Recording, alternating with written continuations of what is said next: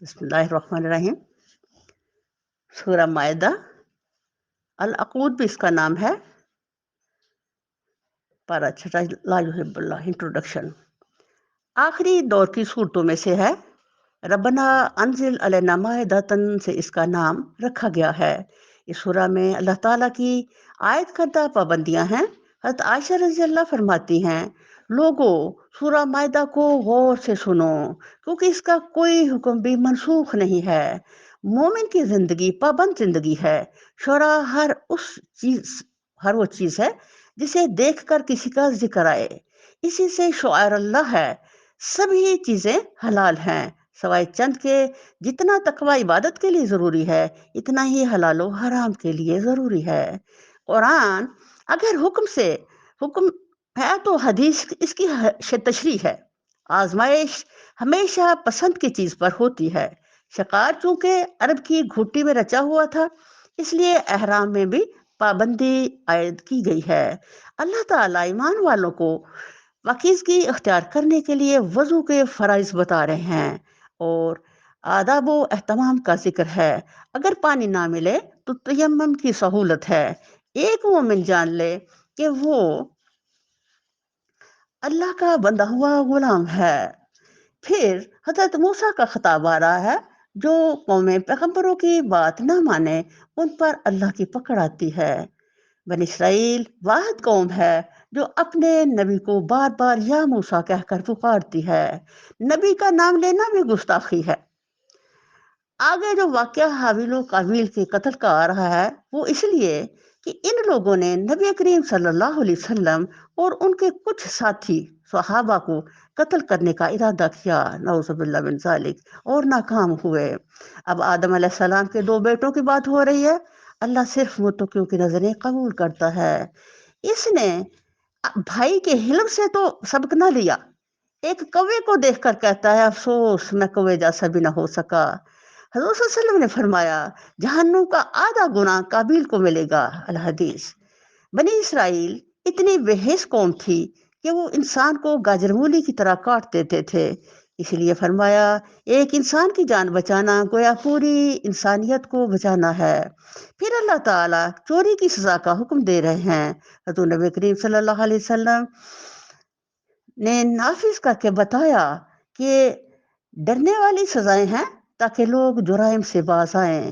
اللہ تعالیٰ غیر مسلموں سے دوستی سے منع فرما رہا ہے۔ دوستی سے ہی خرابی پیدا ہوتی ہے۔ اللہ فرماتے ہیں، یہود و نصارہ تمہارے دشمن ہیں، ان سے بچ کر رہو۔ مسلمان اللہ و رسول اور مومنین سے دوستیاں کریں۔ اسلام صالح اولاد کو بہترین صدقہ جاریہ اس لیے قرار دیتا ہے تاکہ ہر مسلمان اپنے بچے کو دین سکھائے، مقصد زندگی سمجھائے۔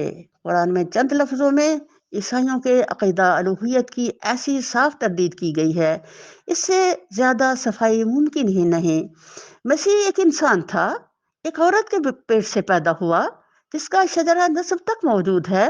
وہ سوتا تھا، کھاتا تھا، گرمی سردی محسوس کرتا تھا۔ اس کے متعلق کون معقول انسان یہ تصور کر سکتا ہے کہ وہ خدا ہے یا خدائی میں شریک ہے؟ ہر قوم کا بگاڑ ابتداً چند افراد سے شروع ہوتا ہے۔ اگر قوم کا اجتماعی ضمیر زندہ ہو تو وہ ان بگڑے ہوئے لوگوں کو دبائے رکھتی ہے، تو قوم مجموعی حیثیت سے بگڑنے نہیں پاتی۔ لیکن اگر قوم ان افراد کے معاملے میں تساہل برتتی ہے اور غلط کار لوگوں کو ملامت کرنے کی بجائے انہیں سوسائٹی میں آزاد چھوڑ دیتی ہے، پھر وہی خرابی جو چند افراد میں موجود تھی پوری قوم میں پھیل کر رہتی ہے۔ تمہیں ایک ایسی جماعت ہونی چاہیے جو دوسروں کو نیکی کا حکم دے اور برائی سے روکے، اور یہی فلاح پانے والے لوگ ہیں۔ سورہ المائدہ میں شریعت کے آخری احکامات ہیں۔ اللہ کے نام سے جو بے انتہا مہربان اور نہایت رحم فرمانے والا ہے۔ اے لوگو جو ایمان لائے ہو، بندشوں کی پابندی کرو۔ تمہارے لیے مویشی کی قسم کے سب جانور حلال کیے گئے، سوائے ان کے جو آگے چل کر تم کو بتائے جائیں گے۔ لیکن احرام کی حالت میں شکار کو اپنے لیے حلال نہ کر لو، بے شک اللہ جو چاہتا ہے حکم دیتا ہے۔ اے لوگوں جو ایمان لائے ہو، خدا پرستی کی نشانیوں کو بے حرمت نہ کرو، حرام مہینوں میں سے کسی کو حلال نہ کر لو، قربانی کے جانوروں پر دسترازی نہ کرو، ان جانوروں پر ہاتھ نہ ڈالو جن کی گردنوں میں نظر خداوندی کی علامت کے طور پر پٹے پڑے ہوئے ہوں، نہ ان لوگوں کو چھیڑو جو اپنے رب کے فضل اور اس کی خوشنودی کی تلاش میں مقام محترم کعبہ کی طرف جا رہے ہیں۔ ہاں، جب احرام کی حالت ختم ہو جائے تو شکار تم کر سکتے ہو، اور دیکھو ایک گروہ نے جو تمہارے لیے مسجد حرام کا راستہ بند کر دیا ہے، تو اس پر تمہارا غصہ تمہیں اتنا مشتعل نہ کر دے کہ تم بھی ان کے مقابلے میں ناروا زیادتیاں کرنے لگو۔ اللہ اکبر کبیرہ۔ اب یہ جو ان سے یہود ہیں یا جو ان سے مشرک ہیں، مشرکین مکہ، انہوں نے یہ طریقہ اختیار کر لیا کہ یہ جو ان سے چیزیں شریعت ہے یہ شروع سے چلی آ رہے ہیں، الحمدللہ حج فرض ہے بہت مدت سے۔ تو ان لوگوں نے کیا کیا ہے کہ جب بھی ہم لوگ کوئی بھی اللہ کا حکم اپنی مرضی کے سانچے میں ڈھالتے ہیں خواہش نفس کے مطابق، تو پوری دین کا سانچہ جو ہے وہ تباہ ہو جاتا ہے۔ انہوں نے یہ حرمت والے مہینے جو ہیں، ان میں سے جس جب چاہا کسی مہینے کو حرمت والا بنا لیا، اور جب چاہا کسی مہینے میں لڑائی شروع کر دی۔ اب اس طرح کی جو بے ترتیبی ان لوگوں نے کی، تو اس سے کیا ہوا، پورا ماحول برباد ہو گیا اور دین جو پورا متاثر ہو گیا۔ نبی کریم صلی اللہ علیہ وسلم نے آ کے تو پھر جو محرم سے ہمیشہ حرمت والا مہینہ شروع ہوا ہے، اس کو دوبارہ سے اسی طرح نافذ فرمایا جو ایک فطرت کے قانون میں اور شریعت میں شروع سے سب پیغمبروں میں چلا آ رہا تھا۔ تو اللہ تعالیٰ اب اس پر یہ بتا رہے ہیں کہ یہ تمہاری جو حرکت ہے نا، کہ جس مہینے کو چاہے بنا لیتے ہو حرمت والا اور جس کو چاہو، تو یہ تمہاری انتہائی غلط حرکت ہے۔ اور یہ کعبہ کی طرف جاتے ہوئے لوگ جو ہیں، ان کے ساتھ کوئی کسی قسم کی زیادتی حرام رب نے قرار دے دی، اور ان کو بھی کچھ پابندیاں ڈال دی۔ اب نبی کریم صلی اللہ علیہ وسلم جو ارادہ کرتے ہیں کہ جانے کا، تو یہ لوگ روکتے ہیں، جبکہ جب سے کعبہ بنا ہے نبی صلی اللہ علیہ وسلم کی زندگی تک آج تک کسی کو اتنی جسارت نہیں ہوئی کہ کوئی وہ کسی دشمن کو بھی کعبے جانے سے روک سکتا، قانون تھا۔ اور ہر بندے کی طبیعت میں آ سکتی یہ بات کہ ادھر آنے پہ روکنا جو ہے بڑا شدید قسم کا گناہ ہے۔ لیکن اللہ اکبر کبیرہ، اللہ تعالیٰ فرماتے ہیں، دیکھو وہ کعبہ جہاں کسی ایک جانور کو مارنا بھی حرام ہے، وہاں محمد صلی اللہ علیہ وسلم ان لوگوں نے تمہیں حلال کر لیا ہے۔ اور جو انہوں نے نیکسٹ غلطی کی ہے وہ یہ گناہ کہ وہ مسلمان آتے ہیں عمرہ کے لیے اور یہ لوگ ان کو روکتے ہیں، تو اللہ اس طرف اشارہ دے رہے ہیں۔ جو کام نیکی اور خدا ترسی کے ہیں ان میں سب سے تعاون کرو، اور جو گناہ اور زیادتی کے کام ہیں ان میں کسی سے تعاون نہ کرو، اللہ سے ڈرو، اس کی سزا بہت سخت ہے۔ تم پر حرام کیا گیا مردار، خون، سور کا گوشت اور جانور، وہ جانور جو خدا کے ساتھ کسی اور کے نام پر ذبح کیا گیا ہو، وہ جو گلا گھٹ کر یا چوٹ کھا کر، بلندے سے گر کر یا ٹکر کھا کر مرا ہو، اور جسے کسی درندے نے پھاڑا ہو، سوائے اس کے کہ جسے تم نے زندہ پا کر ذبح کر لیا ہو، اور وہ جو کسی آستانے پر ذبح کیا گیا ہو۔ نہیں، یہ بھی تمہارے لیے جائز ناجائز ہے کہ پاسوں کے ذریعے سے اپنی قسمت معلوم کرو، یہ سب افعال فسق ہیں۔ آج کافروں کو تمہارے دین کی طرف سے پوری مایوسی ہو چکی ہے، لہذا تم ان سے نہ ڈرو بلکہ مجھ سے ڈرو۔ اب اللہ تعالیٰ نے گن گن کے کیوں بتایا ہے کہ کون سی چیزیں مسلمانوں کی شریعت میں حرام ہے۔ اب چونکہ یہود نے اور باقی مذہبوں اور کافروں نے خصوصی طور پہ مشرکین مکہ نے جس چیز کو چاہا اپنے لیے حرام کر لیا اور حلال کر لیا، اور خود سے ہی کوئی عورت پر یہ کھانا جائز نہیں ہے اور کوئی مرد پہ تو اس طرح سے اس کے کان پھاڑو جانوروں کے اور انہیں چھوڑ دو، یہ الٹی سیدھی جو انہوں نے دین میں چیزیں داخل کی تھی، اللہ نے سب کی صفائی کر کے تو چند ایک چیزیں جو اہم ترین ہیں اچھا دیکھیں، ہر جو قرآن میں چیز ہمیں اللہ نے روکی ہے نا کھانے سے، اس میں سائنٹیفکلی انسانی وجود کو سے نقصان پہنچتا ہے۔ اب یہ دکھم پر سور کا گوشت حرام ہے، وہ کس لیے کہ اس کے اندر سیکسی جذبات بہت زیادہ ہوتے ہیں۔ اگر خون کا استعمال کیا جائے تو خون میں ڈائریکٹ انسانی جسم میں جا کے تو اس چیز کو بہت ابھارتا ہے۔ اللہ تعالیٰ ہمیں ایسا متحر اور بیلنسڈ بنانا چاہتے ہیں کہ ہماری طبیعت کے اندر ہر چیز جو ہے وہ ایسی مناسب ہو کہ عبادت اور ریاضت کے لیے اور اللہ کے تعلق کے لیے جو ہماری چیز ہمارے اندر زیادہ پنپنی چاہیے ان کو ہماری خوراک بنا دیا، اور جو نیگیٹو چیزیں ہیں ان کو اللہ نے ہمارے لیے کم کر دیا، اور خاص کچھ چیزوں کو حرام اس لیے کیا کہ جو انسانی ایمان کو متاثر کرتی ہیں، انسانی جسم کو متاثر کرتی ہیں۔ تو اللہ تعالیٰ اب یہ ذبی والی بات جو ان سے ہے، یہ اب کافر کو پتا، جب انہوں نے ریسرچ کی تو پتا چلا ہاں واقعی بھی اسلام تو یہ بڑی سچی بات کر رہا ہے۔ ذبح کر سے جو خون جسم سے نکل جاتا ہے، وہ جسم کے اندر جو بہت کچھ نیگیٹو چیزیں ہوتی ہیں وہ نکل کے تو ایک شفاف و صاف ستھری چیز انسانی جسم میں جاتی ہے، جو ان کے لیے صحت مندی کا ذریعہ بنتی ہے۔ اور جو صحت مندی بنتی ہے الحمدللہ، تو انسان کے اندر ایک مضبوطی آتی ہے، مضبوطی آتی ہے تو انسان اللہ کے دین میں ایک خوب کام کر سکتا ہے۔ تو اس طرح ہر چیز جو اسلام کی ہے وہ ایک حکمت پہ مبنی ہے۔ ان میں جو ایک بڑی بنیادی چیز اللہ نے جو آستانوں پر ہم ذبح کرتے ہیں جا کے اور دوسروں کے نام اوپر لیتے ہیں، یا ہم کہتے ہیں جی فلانی چیز 11ویں والے کے نام کی ہے۔ اللہ کے بندو، قرآن کی اتنی واضح آیت، اتنی کھول کے بتائی گئی، اب بھی ہم کہاں سے بھولے بھٹکے، کہاں شیطان نے ہمیں دھوکہ دے دیا کہ ہم اٹھا کر کے اپنی چیزیں تو لے جاتے ہیں قبروں پر، وہاں جا کے ذبح کرتے ہیں، وہاں جا کے ان کے ناموں پہ دیتے ہیں۔ تو یہ سارا کیا ہو گیا اللہ کے نزدیک؟ ناجائز، حرام۔ یہ چند چیزیں ہیں، بنی اسرائیل نے تو بہت کچھ کر لیا تھا اپنے اندر، تو اللہ تعالیٰ نے مسلمانوں کے لیے اتنی آسان زندگی، اتنی آسان شریعت اور اتنی خوبصورت اور شفاف، جس خود بخود انسان وہ چند چیزیں چھوڑ دے تو وہ مطہر بنتا جاتا ہے الحمدللہ۔ تو یہ چیزیں اللہ تعالیٰ نے ہم پر حرام کر دی ہیں۔ نیز یہ بھی تمہارے لیے ناجائز ہے کہ 500 کے ذریعے سے اپنی قسمت معلوم کرو۔ یہ بھی بہت زیادہ کل بھی تھا اور آج بھی لوگ اس طرح کرتے ہیں۔ یہ مقدر کے فیصلے ہیں، وہ اللہ نے قرآن میں بڑے کھول کے بتا دیے ہیں کہ ایک انسان کا دنیا میں آنا اور اس کا زندگی گزارنا اور سارا کچھ جو اس کا رزق ہے، مستقر رہا و مستودعہ، وہ کہاں زندگی گزارے گا، کہاں مر کے سونپا جائے گا، سب ایک لکھی ہوئی کتاب سے ہماری تقدیر بن کے ہمارے ساتھ آتی ہے۔ تو اس طرح سے یہ پاسوں کے ذریعے قسمتوں کا معلوم کرنا اور پٹھے سیدھے کام کرنا، یہ سب افعال فسق ہیں۔ آج کافروں کو تمہارے دین کی طرف سے پوری مایوسی ہو چکی ہے۔ جب کافروں نے اب دیکھا کہ محمد رسول اللہ کا سچا دین جون سا ہے، وہ ایسے کامیاب ہو رہا ہے، ایسے پنپ رہا ہے، دنیا جو دو قسمیں آ رہی ہے، تو پھر ان پہ مایوسی چھانے جاتی ہے اور اپنی نعمتوں پر تمام کر دی ہے، اور تمہارے لیے اسلام کو تمہارے دین کی حیثیت سے قبول کر لیا ہے۔ سبحان اللہ۔ ایک یہودی نے حضرت عمر فاروق رضی اللہ عنہ سے کہا، اگر یہ آیت ہم پر اتری ہوتی تو ہم خوشیاں مناتے۔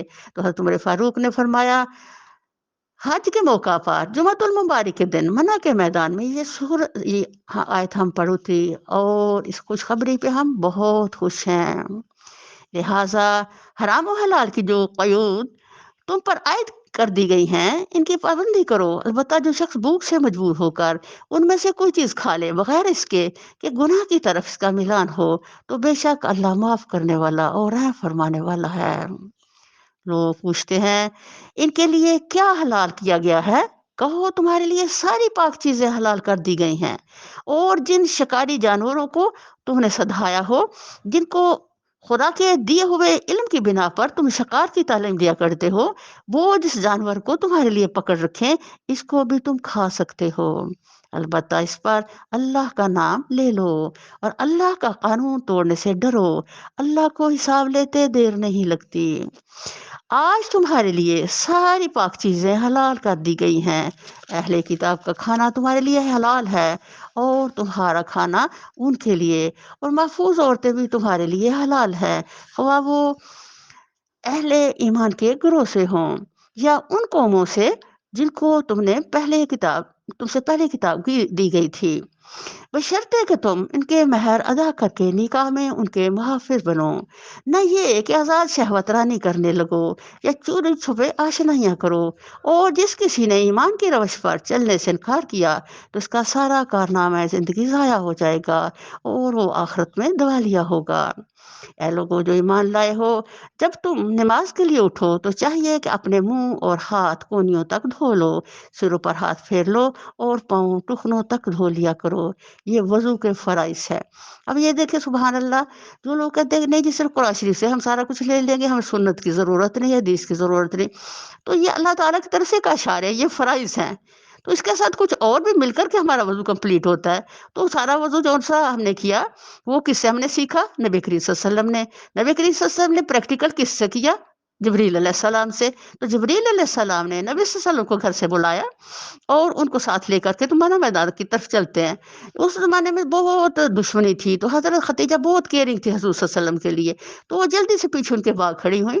تو یہ بھی حضرت علی نے دیکھا وہ دونوں جا رہے تو وہ بھی پیچھے چل پڑے، حضور کو صرف جبریل نظر آ رہے تھے، ان دوسروں کو باقیوں کو تو نظر نہیں آ رہے تھے۔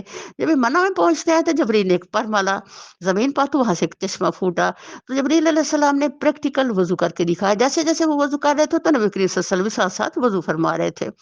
حضرت خدیجہ نے جو دیکھا حضور کو وضو کرتے تو وہ بھی ویسے ہی کرنے لگی، حضرت علی نے ان کو دیکھا تو وہ بھی کرنے لگے۔ جب انہوں نے وضو کر لیا الحمدللہ، تو پھر آگے جبریل کھڑے ہوئے تو انہوں نے حضور کو وہ دو پہلی رکعتیں نماز پڑھائیں جو اللہ کی زمین پر پہلا مقدس سجدہ تھا۔ تو جب حضرت حضور صلی اللہ علیہ وسلم آگے کھڑے ہوتے، حضرت خدیجہ پیچھے کھڑی ہو گئی، تو حضرت خدیجہ کے ساتھ کھڑے ہو گئے حضرت علی کرم اللہ وجہ۔ نبی صلی اللہ علیہ وسلم نے دائیں ہاتھ سے پکڑ کر کے تو انہوں نے آگے اپنے ساتھ کھڑا کر لیا، کیونکہ آگے امام جبریل کھڑے تھے۔ وہ جس نے یہ روایت کی حدیث، وہ کہتا ہے کہ جب نبی صلی اللہ علیہ وسلم اس طرح نماز پڑھ رہے تھے تو ہم نہ کہیں، میرا ایک ساتھی، ہم بکریاں چرا رہے تھے، دور پہاڑی پہ بیٹھے تھے، تو وہ میں کہتے ہیں کہ وہ محمد صلی اللہ علیہ وسلم کیا کر رہے ہیں، کبھی کھڑے ہوتے ہیں، کبھی زمین پہ لیٹتے ہیں، کبھی کچھ کرتے ہیں۔ تو میں نے اس کو ہاتھ سے مذاق کہا کہ بھائی وہ محمد صلی اللہ علیہ وسلم جو نیا دین لے کے آئے ہیں، یہ اس کی عبادت کر رہے ہیں۔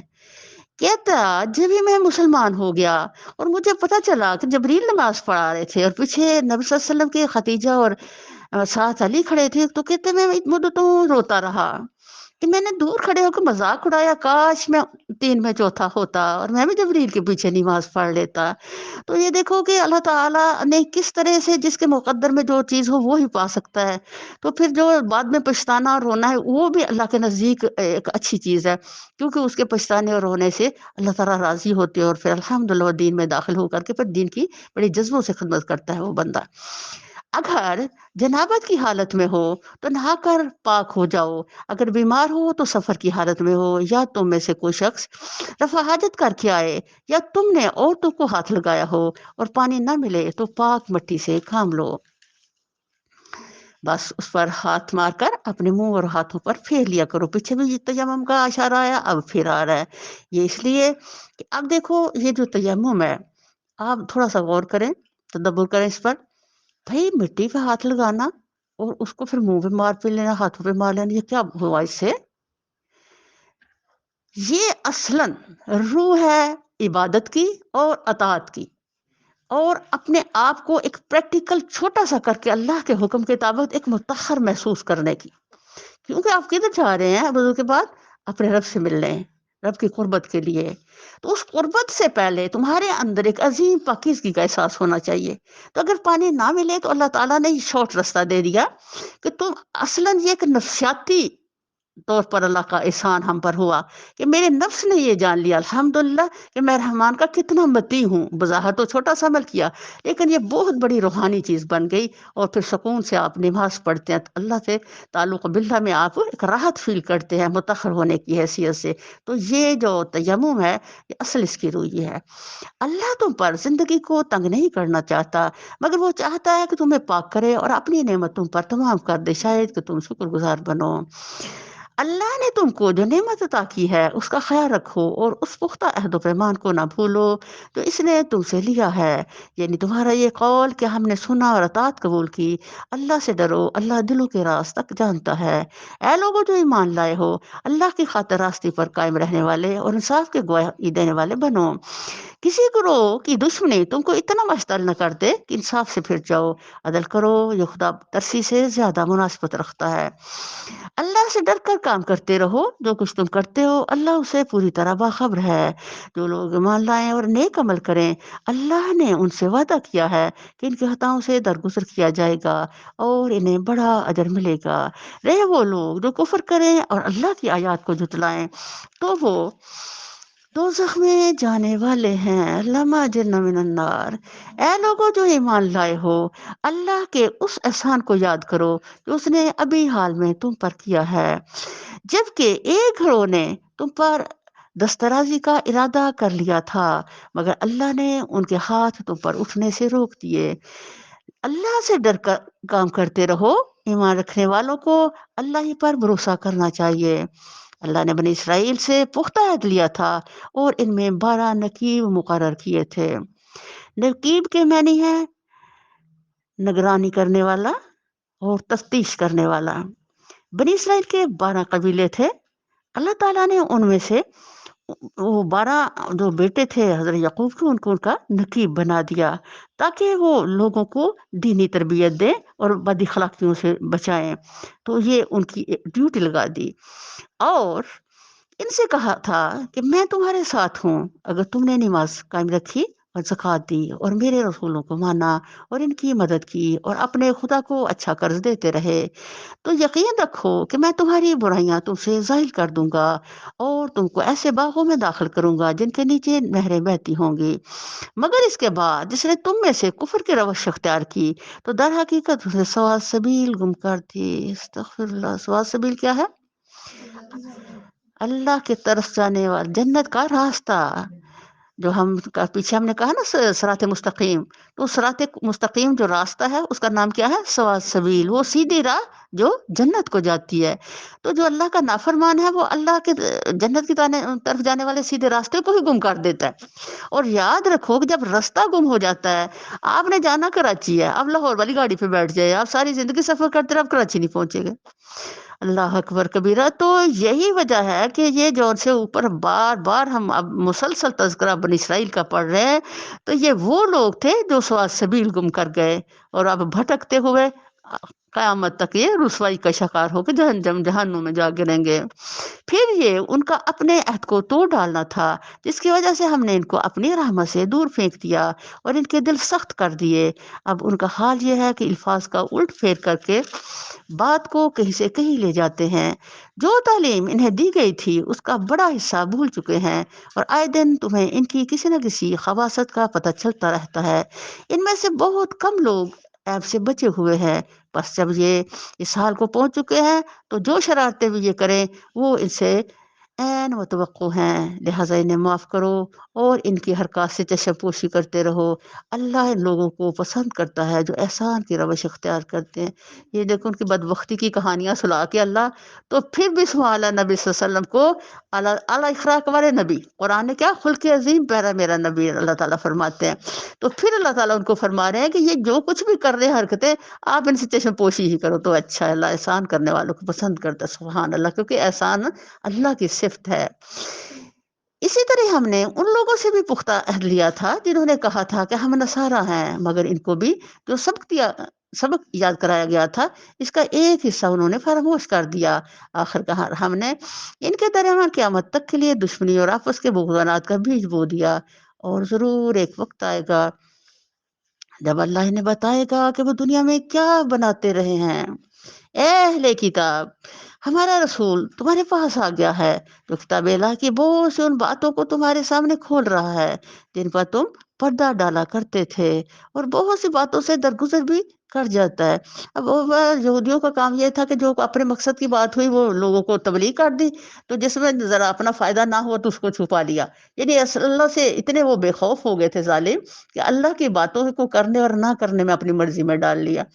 तुम्हारे पास अल्लाह की तरफ से रोशनी आ गई है। सुभान अल्लाह।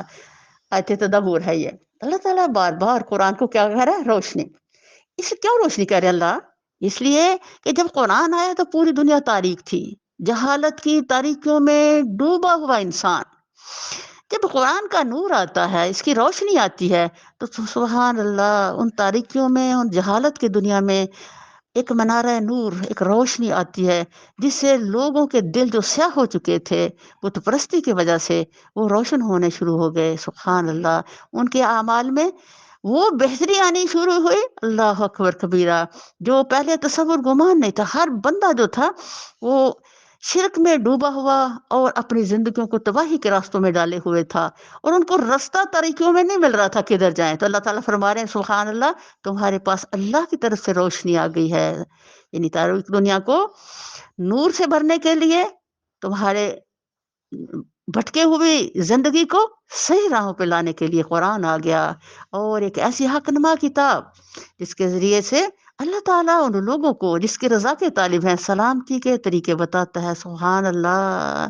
اللہ ہم کتنے خوش بخت ہیں کہ ہم نے تیری اس کتاب کو ہاتھوں میں لیا ہوا ہے. سبحان اللہ. جو ہمیں سلامتی کے راہ دکھا رہی ہے. اللہ ہمیں سلامتی کے رستوں پہ چلنے والا بنا دے. اس میں ہماری مدد فرما اللہ، اور اپنے عزت سے ان کو دھیروں سے نکال کر اجالے کی طرف لاتا ہے.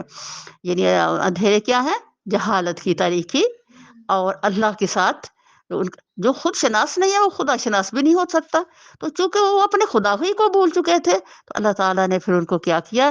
اندھیروں سے نکال لیا اور خدا شناسی عطا فرما دی، اور خود شناسی بھی عطا کر دی میرے رب نے، اور راہ راست کی طرف ان کی رہنمائی کرتا ہے. یقیناً کفر کیا ان لوگوں نے جنہوں نے کہا مسیح ابن مریم ہی خدا ہے. اے نبی صلی اللہ علیہ وسلم، ان سے کہو کہ اگر خدا مسیح ابن مریم کو اور اس کی ماں اور تمام زمین والوں کو ہلاک کر دینا چاہے تو کس کی مجال ہے کہ اس کو اس ارادے سے باز رکھ سکے؟ اللہ تو زمین اور آسمانوں کا اور ان سب چیزوں کا مالک ہے جو زمینوں اور آسمانوں کے درمیان پائی جاتی ہیں. جو کو کچھ چاہتا ہے پیدا کرتا ہے، اور اس کی قدرت ہر چیز پر حاوی ہے. یہود و نصارا کہتے ہیں کہ ہم اللہ کے بیٹے اور اس کے چہیتے ہیں. ان سے پوچھو پھر وہ تمہارے گناہوں پر تمہیں سزا کیوں دیتا ہے؟ در حقیقت تم بھی ویسے ہی انسان ہو جیسے اور انسان خدا نے پیدا کیے ہیں. وہ جسے چاہتا ہے معاف کرتا ہے، جسے چاہتا ہے سزا دیتا ہے. زمین و آسمان اور ان کی ساری موجودات اس کی ملک ہیں، اور اسی کی طرف سب کو جانا ہے. اے اہل کتاب، ہمارا یہ رسول صلی اللہ علیہ وسلم ایسے وقت تمہارے پاس آیا ہے اور دین کی واضح تعلیم تمہیں دے رہا ہے جبکہ رسولوں کی آمد کا سلسلہ ایک مدت سے بند تھا، تاکہ تم یہ نہ کہہ سکو کہ ہمارے پاس کوئی بشارت دینے والا اور ڈرانے والا نہیں آیا. سو دیکھو اب وہ بشارت دینے اور ڈرانے والا آ گیا، اور اللہ ہر چیز پر قادر ہے. یاد کرو جب موسیٰ نے اپنی قوم سے کہا تھا، اے میری قوم کے لوگوں، اللہ کی اس نعمت کا خیال کرو جو اس نے تمہیں عطا کی تھی. اس نے تم میں نبی پیدا کیے، تم کو فرمانروا بنایا، اور تم کو وہ کچھ دیا تو دنیا میں کسی کو نہ دیا تھا. سبحان اللہ. واقعی من و سلوہ صرف کن کو ملا؟ یہود کو ملا. اور اللہ تعالیٰ نے کس طرح سے معجزتاً ان کو فرعون سے بچایا. ان کے لیے کیسے اللہ نے پانی کو پہاڑ بنا کے ان کے رستہ بنایا، اور رستے کو ہوا کے ذریعے خشک بھی کروایا. سبحان اللہ. اللہ تعالیٰ نے اتنے معجزات، اتنی عطائیں بخشی ان پر کی، لیکن دیکھو انسان کتنا ظالم اور جاہل ہے. ہائے ذرا فرما رہے اے برادران قوم، اس مقدس سرزمین میں اس نے یاد کرو جب موسیٰ نے اپنی قوم سے کہا تھا کہ اے میری قوم کے لوگوں، اللہ کی اس نعمت کو یاد کرو جو اس نے تمہیں عطا کی تھی. اس نے تم میں نبی پیدا کیے، تم کو فرمانروا بنایا، تم کو وہ کچھ دیا جو دنیا میں کسی کو نہ دیا تھا. اے برادران قوم، اس مقدس سرزمین میں داخل ہو جاؤ جو اللہ نے تمہارے لیے لکھ دی ہے. مراد ہے مقدس سرزمین سے فلسطین. فلسطین کی سرزمین جو اس وقت سخت مشرک اور بدکار قوم سے آباد تھی. بنی اسرائیل جب مصر سے نکل آئے تو اسی سرزمین کو اللہ تعالیٰ نے ان کے لیے نامزد فرمایا اور حکم دیا کہ جا کر اسے فتح کر لو. اللہ اکبر کبیرہ. یہ فلسطین کی زمین جو ہے یہ شروع ہی سے انبیاء کا مرکز رہی ہے، اور اللہ نے اس کو برکت والی زمین قرار دیا ہے. لیکن آج دیکھو اس برکت والی زمین کے ساتھ کیا ہو رہا ہے. یا اللہ تو ان کی مدد فرما، ان پر رحم فرما، ان کو ایمان کی دولت دے میرے اللہ. بس اللہ تعالیٰ سے دعا ہو سکتی ہے. اللہ ہائے ہائے ہائے. تو یہاں اللہ تعالیٰ فرما رہے ہیں کہ پیچھے نہ ہٹو ورنہ ناکام و نامراد پلٹوگے۔ انہوں نے جواب دیا، اے موسیٰ، وہاں تو بڑے زبردست لوگ رہتے ہیں، ہم وہاں ہرگز نہ جائیں گے جب تک وہ وہاں سے نکل نہ جائیں۔ ہاں، اگر وہ نکل گئے تو ہم داخل ہونے کے لیے تیار ہیں۔ ان ڈرنے والوں میں دو شخص ایسے بھی تھے جن کو اللہ نے اپنی نعمت سے نوازا تھا۔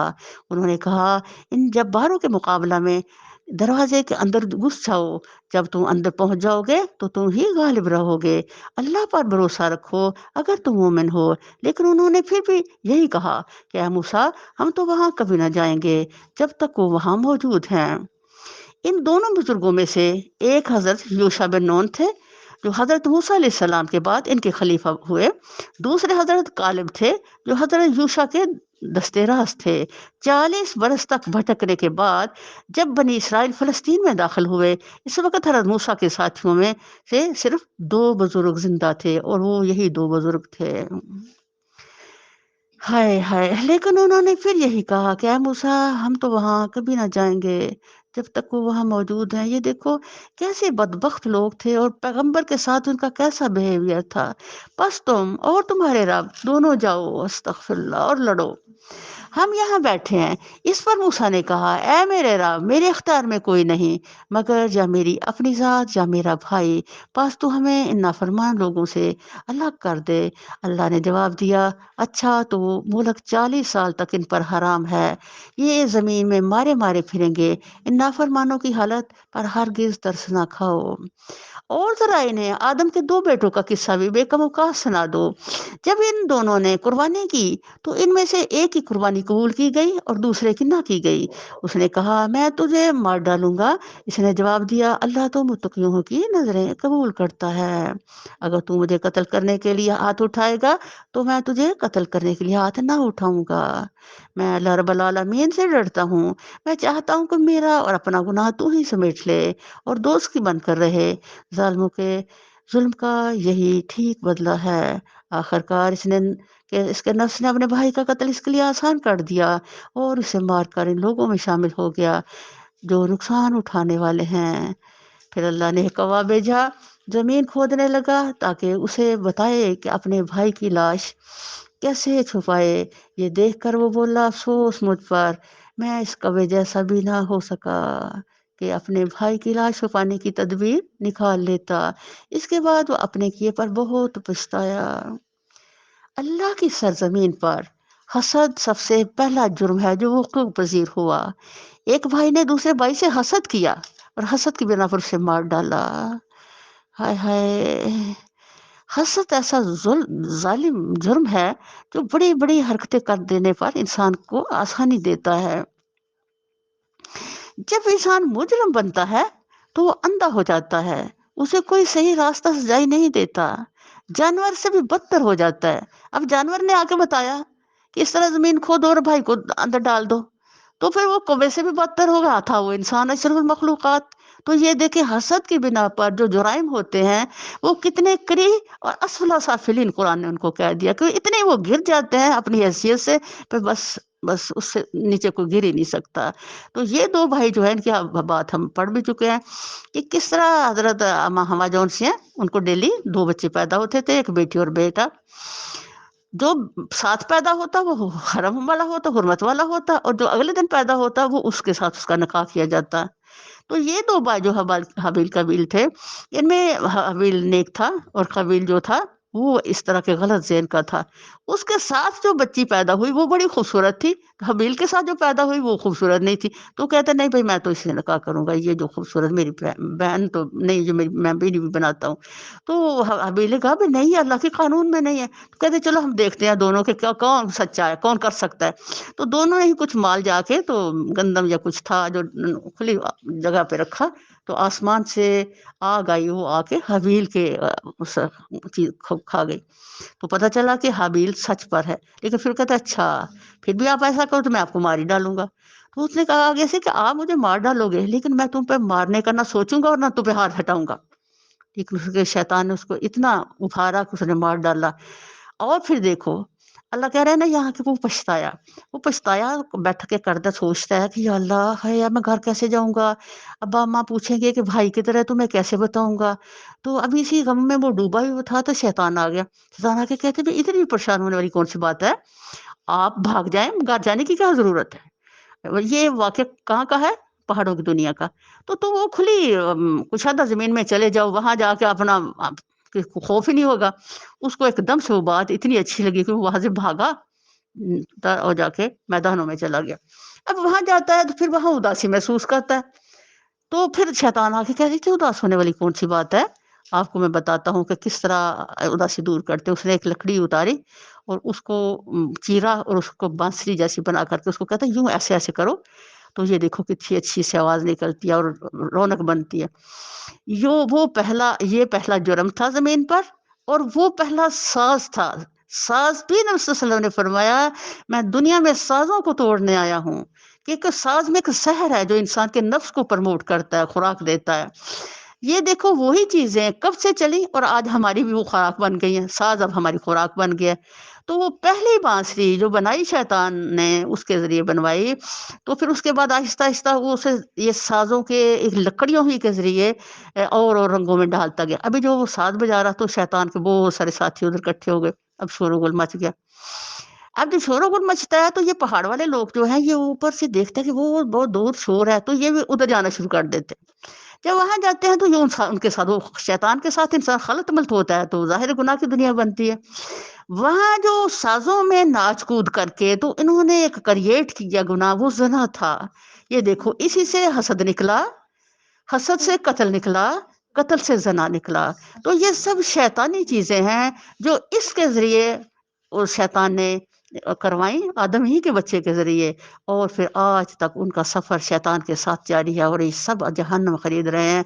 तो अल्लाह ताला हमें नबी सल्लल्लाहु अलैहि वसल्लम ने ये बाँसुरी की आवाज़ पे कान में उँगली दे ली। यानी हमें इन साज़ों से इतनी नफ़रत होनी चाहिए कि ये इंसान के लिए तबाहकुन है भाई जिनको हम खुराक समझते हैं रूह की। रूह की खुराक कुरान है, अल्लाह के बंदो साज़ तो तुम्हारे दुश्मन हैं, ये शैतान के हाथों बनी हुई चीज़ें हैं। इसी वजह से न बनी इसराइल पर हमने ये फरमान लिख दिया था कि जिसने किसी इंसान को खून के बदले या ज़मीनों में फ़साद फैलाने के सिवा किसी और वजह से कत्ल किया, उसने गोया तमाम इंसानों को कत्ल कर दिया और जिसने किसी को ज़िंदगी बख्शी, इसने गोया तमाम इंसानों को ज़िंदगी बख्श दी। मगर उनका हाल ये है कि हमारे रसूल पैदरपा इनके पास खुली-खुली हदायत लेकर आए। फिर भी इनमें बकसरत लोग ज़मीन में ज़्यादतियाँ करने वाले हैं।